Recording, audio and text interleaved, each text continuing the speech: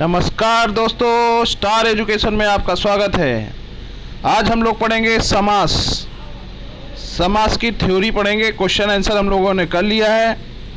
ठीक दोस्तों, तो स्टार्ट करते हैं। समास दो या दो से अधिक शब्दों से मिलकर बने नए सार्थक रूप शब्द समास कहते हैं। क्या कहते हैं दोस्तों? समास कहते हैं। दो या दो से अधिक शब्दों से मिलकर बने एक नए सार्थक शब्द। ठीक है, क्या है मेन पॉइंट? नए सार्थक शब्द। ठीक है, फिर उसके बाद अब आगे नेक्स्ट पॉइंट पे क्या है? समास विग्रह या व्यास सभी पदों को अलग अलग किए जाने की प्रक्रिया समास विग्रह या व्यास कहते हैं। ठीक है, यानी जो हम लोगों के पद हैं उनको अलग अलग किए जाने की प्रक्रिया को क्या कहते हैं? समास विग्रह। ठीक, अब दूसरा नेक्स्ट क्वेश्चन है, नेक्स्ट पॉइंट है, दो पद होते हैं। ठीक है, इसमें दो पद होते हैं, पूर्व पद और उत्तर पद। ठीक है, पूर्व पद होते हैं और उत्तर पद होते हैं। अब नेक्स्ट क्वेश्चन पे आता, नेक्स्ट पॉइंट पे आता है समास के भेद। समास के भेद। समास के भेद कितने होते हैं? 6। ठीक है, कौन कौन से होते हैं? आगे बढ़ते हैं। अव्ययीभाव समास, तत्पुरुष समास, कर्मधारय समास, द्विगु समास, द्वंद्व समास और बहुव्रीहि समास। ठीक है, कितने होते हैं? 6 होते हैं। अव्ययीभाव समास, तत्पुरुष समास, कर्मधारय समास, द्विगु समास, द्वंद्व समास और बहुव्रीहि समास। एक समास और होता है, वो होता है नव्य समास। ठीक है, लेकिन उसका जिक्र जो है बहुत ही कम मिलता है देखने को। ठीक है, आगे हम लोग बढ़ते हैं। अव्ययीभाव समास क्या होते हैं? अव्ययीभाव समास में पूर्व पद प्रधान होता है। अव्ययी समास में पूर्व पद प्रधान होता है। ठीक है, और ये तो हो गया हिंट। ठीक है, आगे क्या है? उत्तर पद प्रधान किन किन में प्रधान होता है? उत्तर पद जो होता है वो तत्पुरुष में, कर्मधारय में और द्विगु समास में, ये 3 समासों में उत्तर पद प्रधान होता है। ठीक, फिर द्वंद्व समास में क्या होता है? द्वंद्व समास में जो होता है वो दोनों पद प्रधान होते हैं। उत्तर पद भी प्रधान होता है और पूर्व पद भी प्रधान होता है। चौथा क्या होता है? जैसे दोनों पद अप्रधान होते हैं, दोनों पद प्रधान होते हैं द्वंद्व में, और दोनों पद अप्रधान होते हैं, मतलब प्रधान नहीं होते, तीसरा कोई प्रधान होता है शब्द, वो होता है बहुव्रीहि समास। चलिए आगे बढ़ते हैं। अव्ययीभाव समास, पहला पद पूर्व पद अव्यय और प्रधान होता है। ठीक है, अव्ययीभाव समास में क्या होता है? पहला पद जो होता है वो पूर्व पद यानी अव्यय होता है और प्रधान होता है। जैसे अनु, प्रति, भार, यथ, तो इसका क्या होता है? प्रतिदिन, प्रत्येक दिन। यथा संभव, जैसे संभव हो। ठीक है, इस तरह। तत्पुरुष समास में क्या होता है? बाद का पद यानी उत्तर पद और दोनों पद के बीच का एक कारक चिन्ह लुप्त हो जाता है। ठीक है, उत्तर पद प्रधान होता है तत्पुरुष समास में, और दोनों पदों के बीच में जो कारक चिन्ह लगे होता है, कारक चिन्ह कौन सा है? ये। ठीक, ये लुप्त हो जाता है। ठीक, राजा का कुमार, राजकुमार। धर्म का ग्रंथ, धर्मग्रंथ, यानी राजा डैश कुमार लगा रहता है तो योजक चिन्ह जो लगा रहता है वो लुप्त हो जाता है, राजकुमार हो जाता है। ठीक, आगे तत्पुरुष समास के भेद। अच्छा, समास तो 6 प्रकार के होते हैं, लेकिन तत्पुरुष समास के भी भेद होते हैं। वो कैसे होते हैं? वो कारक के आधार पे होते हैं। जैसे कर्ता ने कर्म को कारण से, ये होता है ना, तो इसके आधार पे होते हैं इसके भेद। कर्म तत्पुरुष यानी द्वितीय तत्पुरुष क्या होता है? को लोप हो जाता है। ठीक है, को लोप हो जाता है। गगन को चूमने वाला गगन चुंबी, यश को प्राप्त करने वाला यश प्राप्त, ग्राम को गया हुआ ग्राम गमत, रथ को चलाने वाला रथ चालक। ठीक, अब करण देखिए, करण में क्या होता है? तृतीय तत्पुरुष, सेल को लोप हो जाता है, से का लोप हो जाता है। ठीक, करण करुणा से पूर्ण, करुणापूर्ण, रेखा से अंकित, रेखांकित, शोक से ग्रस्त, शोकग्रस्त, भय से आकुल, भयकुल। ठीक है, इसी तरह आगे क्या है? संप्रदान तत्पुरुष के लिए लुप्त हो जाता है। ठीक है, के लिए लुप्त हो जाता है। तो प्रयोग के लिए शाला, प्रयोगशाला, युग यज्ञ के लिए शाला, यज्ञशाला, स्नान के लिए घर, स्नानागर, गौ के लिए शाला, गौशाला। ठीक, इसी तरह अब नेक्स्ट है अपादान तत्पुरुष। इसमें क्या होता है? से, जो से होता है वो अलग होने के भाव में रहता है अपादान में, तो धन से हीन धनहीन, ऋण से मुक्त ऋण मुक्त, पथ से भ्रष्ट यानी किसी चीज़ से अलग हो रहा है, तो से का भाव जो होता है वो अलग के भाव में होता है। तो इसमें क्या होता है, पथ से भ्रष्ट यानी पथ भ्रष्ट, गुण से हीन गुणहीन।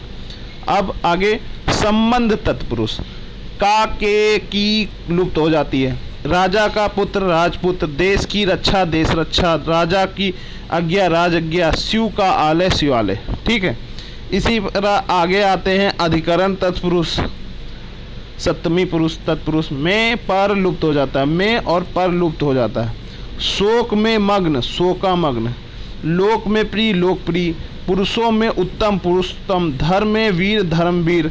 ठीक है, अब आते हैं हम लोग एक समास हमने बताया था नव्य समास, यानी पूर्व पद में निषेध सूचक और नकारात्मक शब्द का भाव होता है, जैसे ना आ जाए गैर आ जाए, वो सब क्या है, नव्य समास है। जैसे अधर्म ना धर्म, अनिष्ट ना इष्ट, अनावश्यक ना आवश्यक, ना पसंद ना, यानी नकारात्मक सूचक जो शब्द होते हैं वो आ जाता है अगर पूर्व पद में, तो वो नव्य समास हो जाता है। चलिए फिर आगे बढ़ते हैं कर्मधारय समास। कर्मधारय समास में क्या होता है, उत्तर पद प्रधान होता है, उपमान और उपमेय विशेषण और विशेष में संबंध होता है जो के समान, है या जो के समान। ठीक है, जो और के समान ये इसके पहचानने वाले शब्द हैं। ठीक है, कमल के समान चरण, चरण कमल यानी कर्मधारय समास आ जाता है। ठीक, कनक की सी लता यानी कनक लता, नील है जो कंठ नीलकंठ, लाल है जो मीड़ा लाल मीड़ा। ठीक, इसी तरह आगे आते हैं द्विग समास। द्विग समास क्या होता है, पूर्व पद जो होता है, जो पूर्व पद होता है वो क्या होता है, संख्यावाचक। ये तो बहुत ही आसान होता है, संख्यावाचक शब्द होता है। सप्त सिंधु 7 सिंधुओं का समूह, दोपहर 2 पहरों का समूह, चौराहा 4 राहों का समूह। ठीक, द्विग समास के बाद आते हैं द्वंद्व समास। द्वंद्व समास में क्या होता है, द्वंद्व समास में दोनों पद जो होते हैं प्रधान होते हैं, विग्रह करने पर अथवा एवं लगाते हैं, और अथवा एवं लगाते हैं, विग्रह करते हैं अलग अलग करते हैं, उसमें और अथवा एवं लगाते हैं, बीच में योजक चिन्ह भी होता है। ठीक है, राजा और प्रजा। ठीक है, तो राज प्रजा, नर और नारी नर नारी, खरा खोटा खर खोटा। ठीक है, तो इसमें क्या होता है कि आपका द्वंद्व समास जैसे भाव ही लगता है, एक दूसरे के विपरीतात्मक लगते हैं। ठीक है, अब आते हैं नेक्स्ट में बहुब्री समास।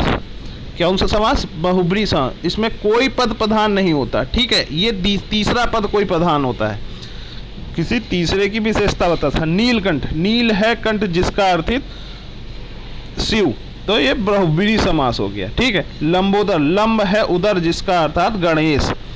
दशानंद, 10 है आनंद जिसके अर्थात विष्णु। चक्र प्राणी, चक्र है पाणी में जिसके अर्थात विष्णु।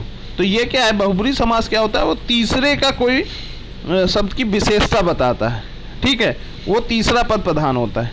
इसी तरह आपका ये समास हो गया। अब अंतर पढ़ लेते हैं, कर्मधारय और बहुब्री समास में क्या होता है।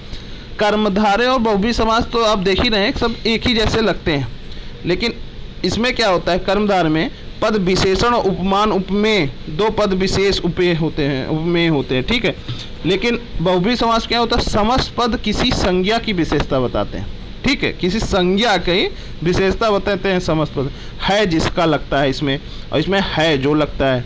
ठीक है, आगे बढ़ते हैं द्विग समास और बहुब्री समास में। द्विग समास में क्या होता है, पहला पद संख्यावाचक समूह व्यक्त करता है और समस्त पद विशेषण है, ये जिसका या जिसकी। ठीक है, ये बहुब्री समास हुआ। द्विग और कर्मधारय में अंतर क्या है, पहला पद संख्यावाचक, कोई भी पद दूसरा पद का विशेषण है। कोई भी पद, द्विग और कर्मधारय में अंतर क्या है, पहला पद संख्यावाचक, कोई भी पद दूसरा पद की विशेषण बताता है। तो क्या होता है, संधि और समास में अंतर, संधि वर्णों के मेल और समास शब्दों का होता है, और संधि वर्णों के योग में क्या होता है, योग से परिवर्तित समास होता है, समास नहीं होता है। संधि वर्णों के योग से परिवर्तित होता है, समास नहीं होता है। और संधि क्या है, संधि विच्छेद कहा जाता है और समास विग्रह कहा जाता है। ठीक, इसी तरह कुछ हम आपको विग्रह दिखाते हैं, उसके समास भी बताते हैं कौन से हैं। अगोचर, ना गोचर। अगोचर क्या होता है? ना गोचर यानी नव्य समास। ठीक। अचल, ना अचल, नव समास। अजन्म, ना जन्म, नव्य समास। अठन्नी, 8 आनों का समूह यानी द्विग समास। अधर्म, ना धर्म, नव्य समास। अनंत, ना अंत। अनेक, ना एक। अनपढ़, ना पढ़। अनभिज्ञ, ना भिज्ञ। ये जितने हैं ना लग रहे हैं ये नव्य समास हैं। ठीक है। अलौकिक, ना लौकिक। अपवित्र, ना अपवित्र। अनुचित, ना उचित। अब अनुकूल, कुल के अनुसार। अब ये क्या है? अनुकूल। तो अनु जो लगा है वो अव्यय है। ठीक है। तो ये अव्ययी भाव समास हो गया। अब अनुरूप क्या हुआ? अनुरूप क्या है? रूप के ऐसा, रूप के ऐसा, यानी ये अनु जो है वो भी एक अव्यय है, तो ये अव्यय समास हो गया। आसमुद्र, समुद्र पर्यंत। आसमुद्र यानी आ जो है वो आपका अव्यय है। ठीक है। तो अव्यय भाव समास हो गया। आजन्म, जन्म से लेकर, अव्यय समास। आजन्म में ना जन्म भी हो सकता है, तो ये नव्य समास भी है और अव्यय भाव समास भी है। तो आ क्या है? एक अव्यय भी है। ठीक है। असालता, आशा रूपी लता, कर्मधारय समास है। आप बीती, आप पर बीती, सप्तमी तत्पुरुष समास है। आकाशवाणी, आकाश से वाणी, यानी ये भी तत्पुरुष से लगा है ना। आनंद आश्रम, आनंद का आश्रम, ये भी षष्ठी तत्पुरुष समास है। उपकूल, कुल के निकट, अव्यय भाव समास है। कटफोड़ा, कांट से फोड़ने वाला, द्वितीय तत्पुरुष समास। कपीस, कपियों में है ईश जो, हनुमान, बहुव्रीहि समास। कर्महीन, कर्म से हीन, यानी तत्पुरुष से लग गया ना, पंचमी तत्पुरुष। कर्मनिरता, कर्म में निरंतर, सप्तमी तत्पुरुष। कवि श्रेष्ठ, कवियों में श्रेष्ठ, सप्तमी तत्पुरुष। काम पुरुष, कायर पुरुष, कर्मधारय।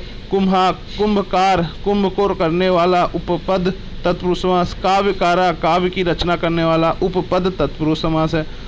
कुसुम को कोमल, कुसुम के समान कोमल, कर्मधारय समास है। कपोत ग्रीवा, कपोत के ग्रीव के समान, ये कर्मधारय समास है। ठीक है। इसी का कपड़ा लत्ता, कपड़ा और लत्ता द्वंद्व समास हो गया।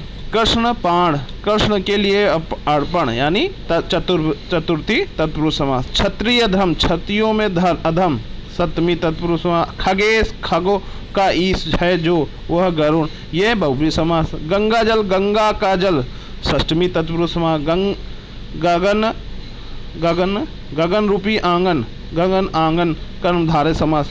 ठीक दोस्तों, इस तरह हम लोग समास पढ़ लिए हैं। ठीक है। अगर आपको कोई दिक्कत होती है तो कमेंट बॉक्स में हमें लिख के दीजिए, हम उसको और अच्छे से समझाएंगे आपको। ठीक दोस्तों, तो ज़्यादा थैंक यू फॉर वॉचिंग, और लाइक करिए, शेयर करिए, सब्सक्राइब करिए हमारे चैनल को, और अपने दोस्तों को ज़्यादा से ज़्यादा शेयर करिए जिससे ये सबको लाभ मिल सके। ठीक दोस्तों, तो नमस्कार। आपको अच्छा लगेगा अगर इसी तरह हमारे साथ जुड़े रहेंगे। हम और आगे अच्छे क्वेश्चन लेके आएंगे और अच्छा चैप्टर लेके आएंगे। ठीक है।